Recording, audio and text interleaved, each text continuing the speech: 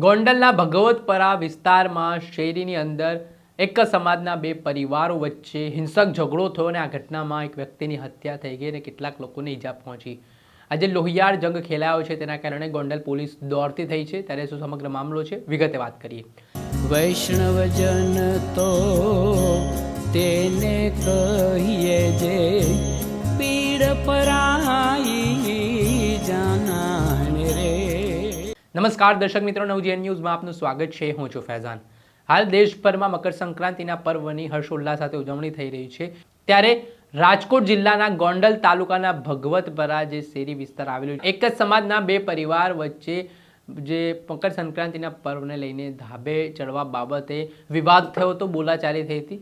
જોતજોતામાં મામલો ઉગ્ર બનતા બંને પરિવારો છે તે હિંસક અથડામણ ઉપર ઉતરી આવ્યા હતા, જેમાં તીક્ષ્ણ હથિયાર વડે એકબીજા પર હુમલો કરવામાં આવ્યો અને આ ઘટનામાં એક વ્યક્તિનું મૃત્યુ નિપજ્યા હોવાના સમાચાર સામે આવી રહ્યા છે.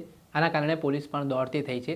આ સમગ્ર ઘટનામાં કહેવાયું છે કે બંને પરિવારો વચ્ચે મારામારી થઈને હથિયાર વડે હુમલો થયો, જેમાં 4 લોકોને ઈજા પહોંચી છે. ઈજાગ્રસ્તોને તાત્કાલિક સારવાર માટે ગોંડલની સિવિલ હોસ્પિટલ ખસેડવામાં આવ્યા, જો કે વધુ સારવાર અર્થે રાજકોટ સિવિલ હોસ્પિટલ ખસેડવામાં આવ્યા. ઈજાગ્રસ્તોમાં વાત કરીએ તો અનિલભાઈ નામના જે યુવાન છે તેમને રાજકોટ વધુ સારવાર હેઠળ ખસેડવામાં આવ્યા હતા, પરંતુ વધુ ઈજા પહોંચવાના કારણે તેમનું રસ્તા પર જ મૃત્યુ નિપજ્યું હતું અને આ સમગ્ર મામલો હત્યામાં પલટાયો હતો. મૃતક યુવાનના મૃતદેહને ફોરેન્સિક પોસ્ટમોર્ટમ અર્થે સિવિલ હોસ્પિટલ ખસેડવામાં આવે છે. મારામારી સમગ્ર ઘટનાના પગલે પોલીસનો કાફલો હાલ ગોંડલ સિવિલ હોસ્પિટલ ખાતે દોડી આવ્યો છે અને આ મામલે જે ફરિયાદી છે તેમના દ્વારા સમગ્ર ઘટના છે તે પોલીસને જણાવવામાં આવી રહી છે અને પોલીસે પણ આજે આખો જૂથ અથડામણનો બનાવ બે પરિવાર વચ્ચે બન્યો છે, તીક્ષ્ણ અત્યારે ધીંગાણું સર્જાયું છે, તે મામલે ગુનો નોંધીને તજવીજ હવે હાથ ધરી છે. અલગ અલગ એંગલથી પણ પોલીસ દ્વારા આ મામલામાં તપાસ કરવામાં આવી રહી છે.